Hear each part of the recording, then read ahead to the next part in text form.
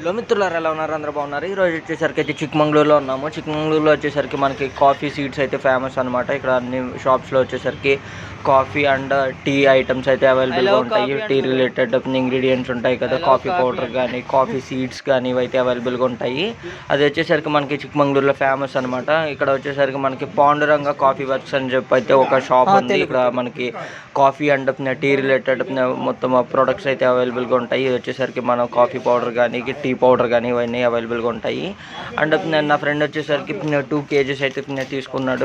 Taste అయితే చాలా బాగుందని చెప్పి అయితే ఈ ప్లేస్కి అయితే ఆటో అతను అయితే తీసుకెళ్ళాడు. ఇక్కడ కాఫీ అండ్ టీ పౌడర్స్ అయితే ఇక్కడ అవైలబుల్గా ఉంటాయి. ఇక్కడ చెప్పి అయితే తీసుకెళ్ళాడు. సో మీరు ఈ మాటలో వినండి. కర్ణాటక వాళ్ళకి బ్యాలెన్స్ కాఫీ కావాలి, కేరళ వాళ్ళకి ఏమి ఇచ్చినా తాగేస్తారు. చాయ్లో మాత్రం ఒకటి అందరికి అది చాయ్, అది అందరికి ఒకటే. పాండురంగ కాఫీ వర్క్స్లో టీ అయితే కొనుక్కున్నారు, టీ పౌడర్స్ అయితే కొన్నారు. అక్కడ వచ్చేసరికి మసాలా టీ ఏదో కొన్నారు. అది టేస్ట్ ఎలా ఉంటుందో ట్రై చేద్దామని చెప్పి అయితే ఫస్ట్ పక్కన ఉన్న కాఫీ టీ షాప్కి అయితే విజిట్ చేశారు. ఇక్కడ వచ్చేసరికి మనకి టేస్ట్ అయితే ట్రై చేస్తున్నారు. అండ్ వీళ్ళు వచ్చేసరికి నా ఫ్రెండ్స్ అనమాట వాళ్ళిద్దరూ.